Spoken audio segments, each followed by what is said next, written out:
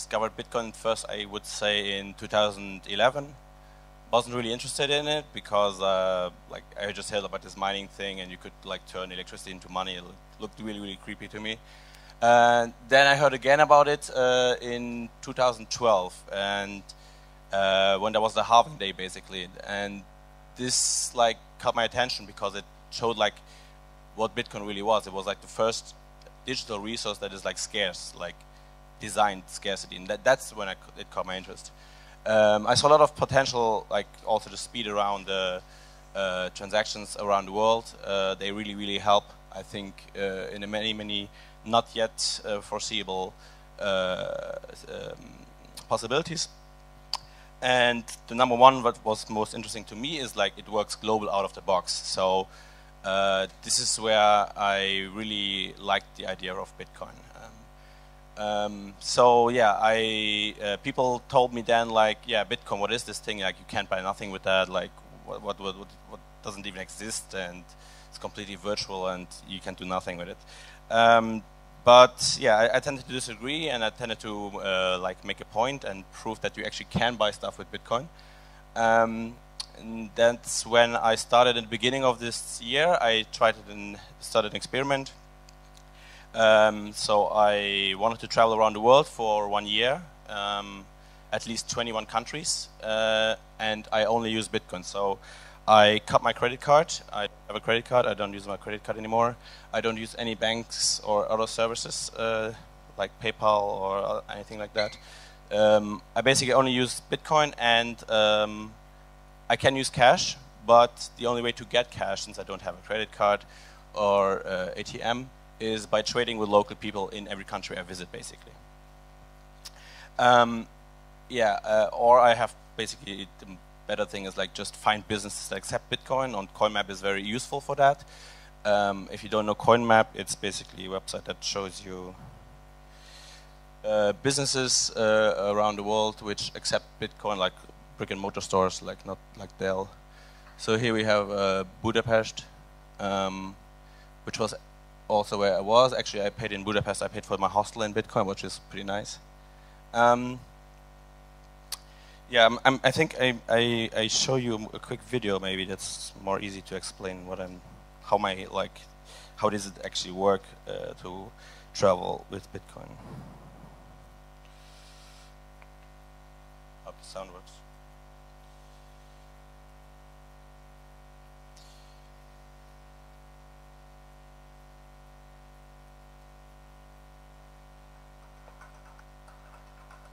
Sound.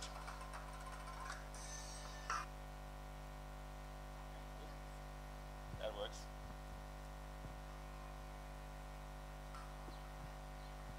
Hi, my name is Felix. Today I'm in Fethiye. Okay, I think while we're buffering.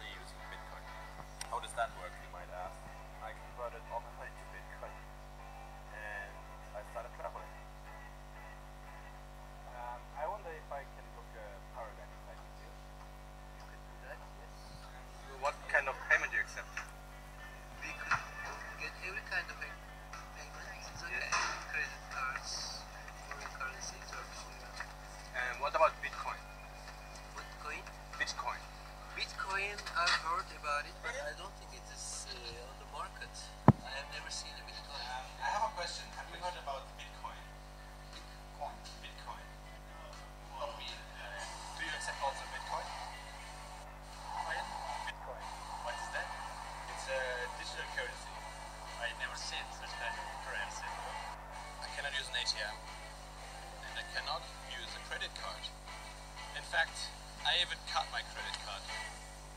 So, if you haven't heard about Bitcoin, it's decentralized digital currency. It's the first money that doesn't rely on a central bank. What is Bitcoin? With Bitcoin, you can pay anybody in the world within seconds.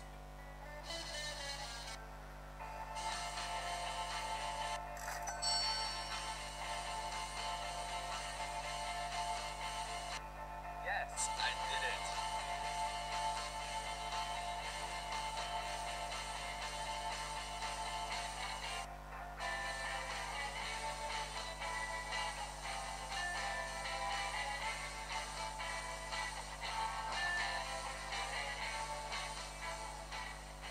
For the Bitcoins.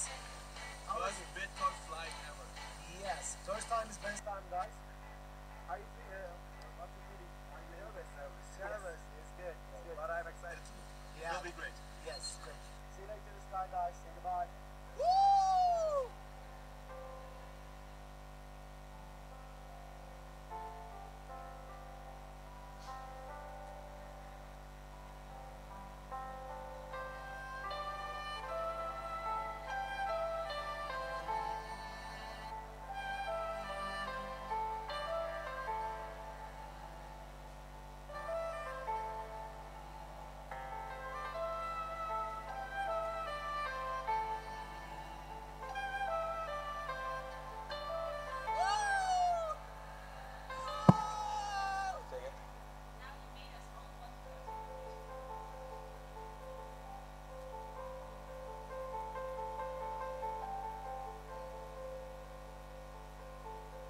Thanks for watching the video.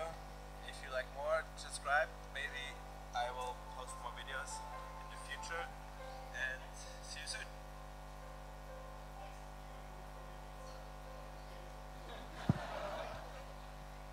Yeah, I will definitely try to pay tonight with Bitcoin in Ibiza if I can do that. That will be great. Yeah.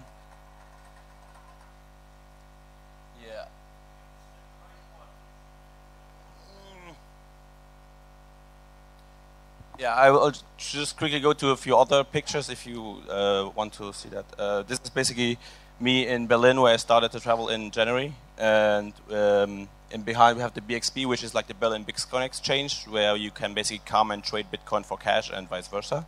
We have that like once a month in Berlin. This is my roommate and his girlfriend. So my first destination was Prague, and the first day actually Bitcoin went down like 20% or something. So when I started my travel, like all my money was like basically almost gone. So I thought like, okay, maybe you can travel for 12 months, you can only travel for 10 months. That's not so good.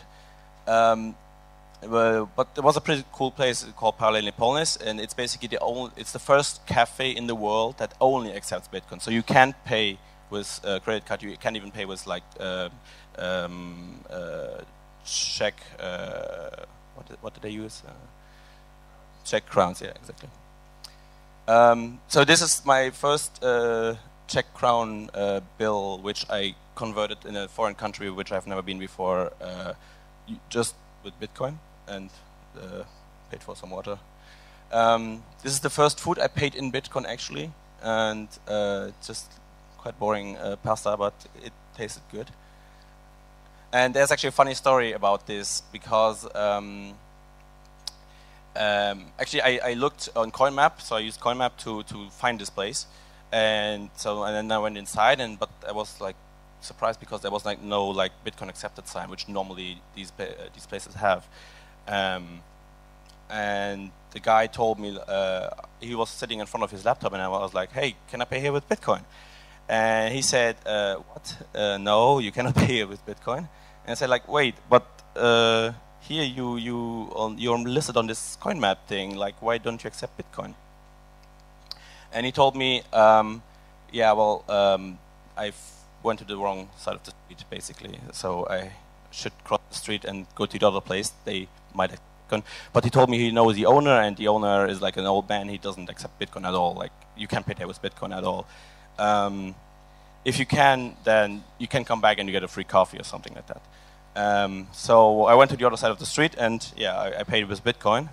and unfortunately the owner wasn't there. I wanted to do an interview with him, but he wasn't there. So I went back to get my free coffee, but I told him like, okay, I want my free coffee, but I also want some pancakes, but I'm only gonna pay in Bitcoin. Do you accept? And he said yes. So not only the first day, but I also convinced a new merchant. I don't have a picture here, but it's on the blog if you want. This is a picture of Slash, very in a bad quality. He's basically the owner of and co-founder of Satoshi Labs, which produces Trezor also. I went there to actually buy my first Trezor in person because I wanted to make sure that it's not tampered on the way to myself. This is actually the youngest Bitcoin paying user I've met. I think she's only 13 years old, and she's paying for her what was it? I think latte or something like that in this Pauline points thing.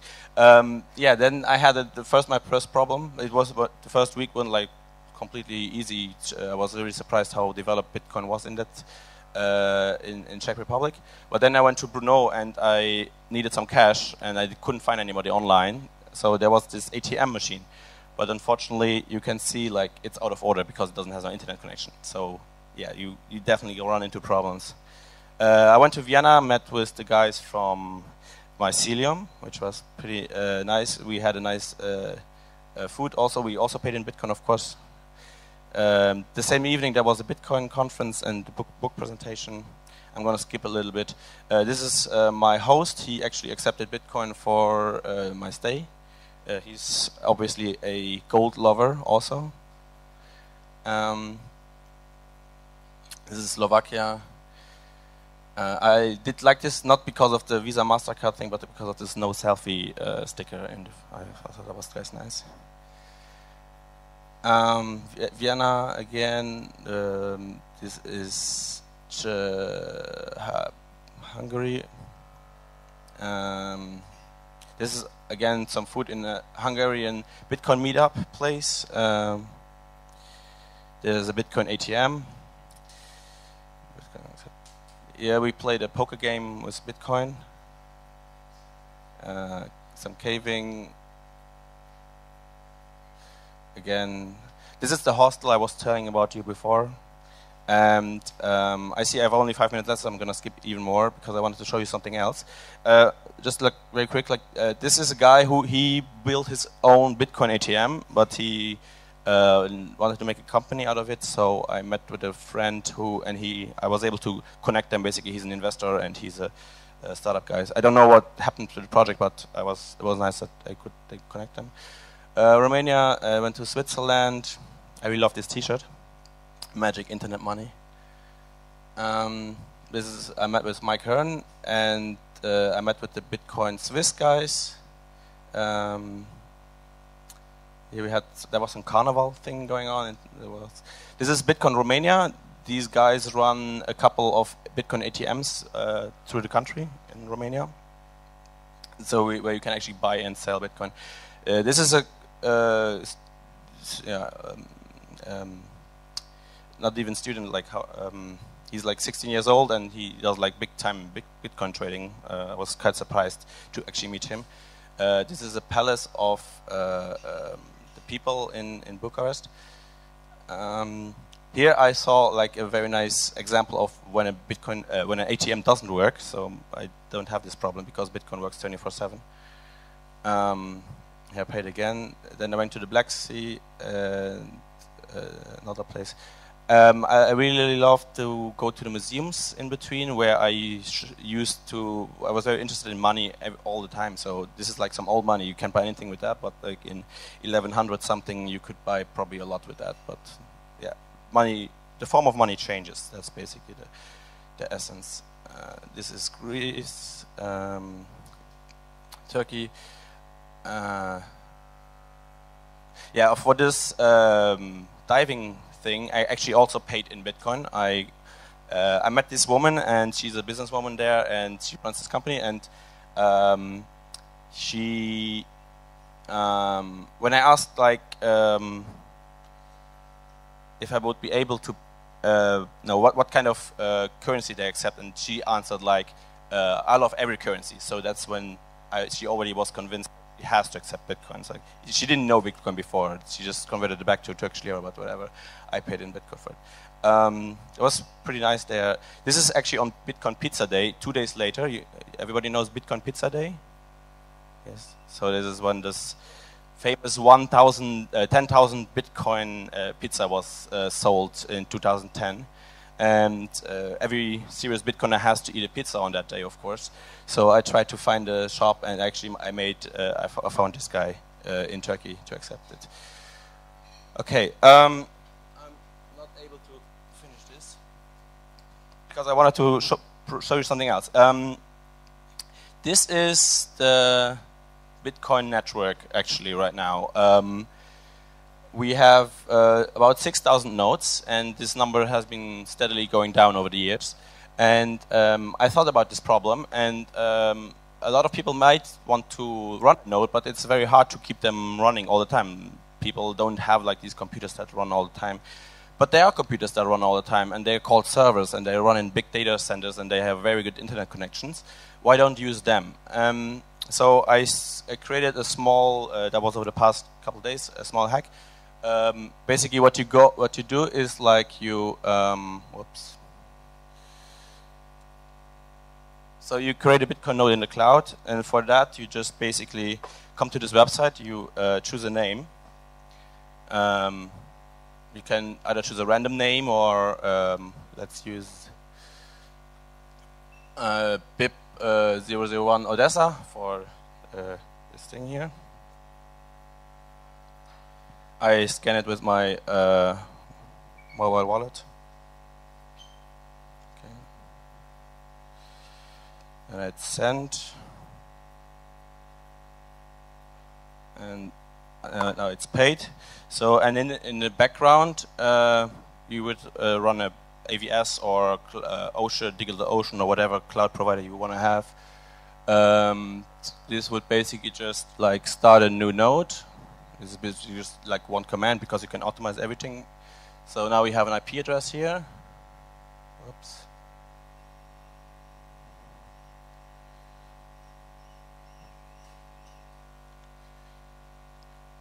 And okay, now it's bootstrapping. You can see the data storage it takes. To download the full blockchain is not really needed because we only need like the last couple of blocks and the so-called chain state. Chain state means basically what is the so-called UTXO set. It's these bitcoins that are currently in some places. So not the history of it, but where are they now? And you see already, like now we're connected. We have already 4 peer-to-peer connections. When there are two transactions in our mempool, we are synced. I think, who knows the block height right now? Blockchain info does. Yeah, 96. Yeah, we're already at 96. So we are to the tip of the chain. In less than like 120 seconds. Here you see some information about the mempool. So we have like now we have 40 kilobyte in the mempool, and this is the fees, the transactions, connections, and we can actually verify that we're actually running a Bitcoin node.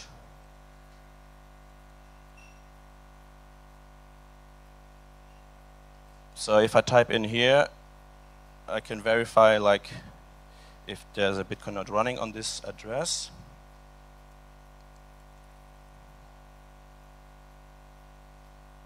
Yeah, so it runs Satoshi client 0.11.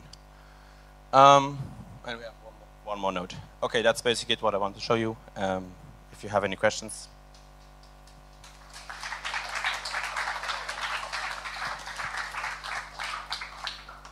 All right, that was major interesting experience that you had. So now if you guys would like to have this kind of, a trip only on Bitcoin, now you know whom to ask, what kind of preparation should be done in order to start having this major fun. So we have a question here, Felix, don't leave. So you have no credit card, is it correct? No, I don't have a credit card. Yeah, so I just wondering, how do you get your Bitcoins? No, just... Well, I try to also not only spend bitcoins, but I also try to get paid in bitcoins. So it's kind of hard to travel around, and like because I'm a programmer, and if you go to places like more rural places, they basically don't need so many programmers there. But I try to come up with other ideas where I basically can go there, and then I say like, okay, I will work for you, whatever, and if you pay me in Bitcoin, I give you a 20% discount of my workforce, whatever. I just want to like prove that you can also get paid in Bitcoin. Yeah, of course. Like 1 year no banks. That's the plan. So far, it's been going on. This is actually country 11, so 6 months in. So it's basically on schedule. Can you share some statistics? What countries have you already visited, and what countries are you going to visit? And what was the easiest and difficult? I mean, in terms of exchanging Bitcoin or using Bitcoin. So maybe I would start with the services that were very, very useful on these trips. The probably most useful one is local Bitcoins, serviced by a Finnish guy named Jeremias Kangas. So basically you can put an ad on there, and then you meet with people like in some shady places, and then you hope that they don't backstab you. But every time it worked out pretty good. So let's see if there's somebody in Odessa besides myself.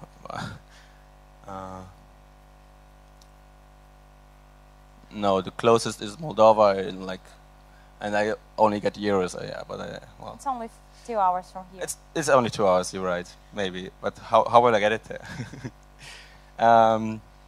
Unfortunately, many places that do accept Bitcoin have been accepted Bitcoin on my travels.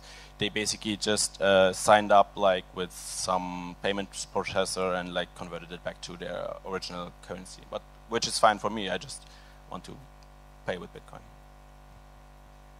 Do we have any other question? Was it the answer to your question? Wait a second. The countries. Yeah, the countries that was the easiest. The country that was the easiest, I would say in total, definitely Hungary. Like Budapest had like many restaurants. There's a very, very active Bitcoin community, and they really like they meet like once a week. They have a Bitcoin meetup once a week. They're like Bitcoin ATMs, like at least 5 or something in like one city. Yeah, it was quite a vivid community. I was able to pay for the hostel in Bitcoin, so that was quite easy.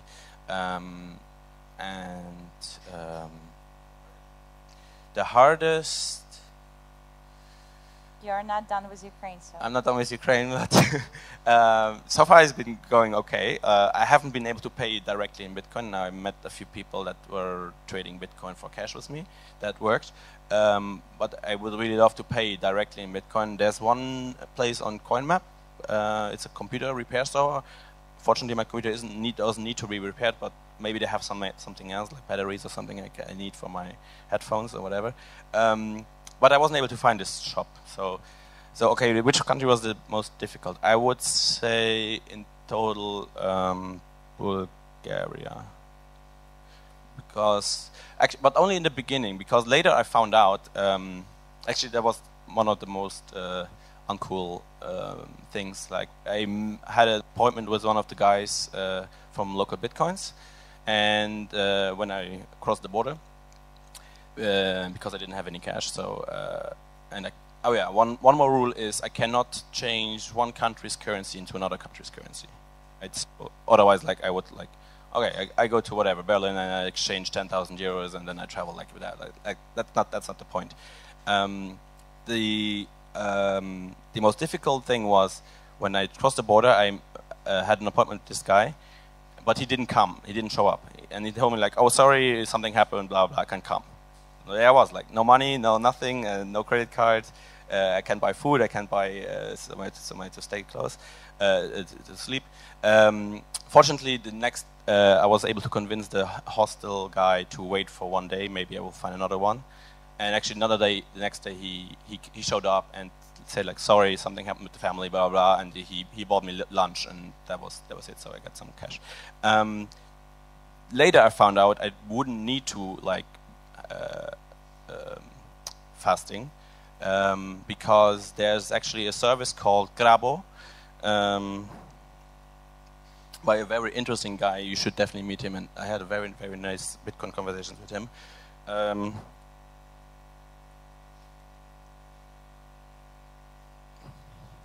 Sorry. Yeah, it's basically like Groupon for Bulgaria. So they have all kinds of stuff, and actually they accept Bitcoin. So I would just need to find a restaurant which has some promotional offer, and they don't even have to know about Bitcoin, but through this website I could just print out a voucher, pay in Bitcoin, that's it, and go eat something.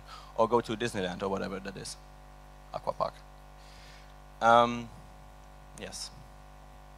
Any more questions? Actually, I wanted to go to Russia. Actually, I wanted to go to Russia and make the Trans-Siberian thing to China. I actually want to go to China.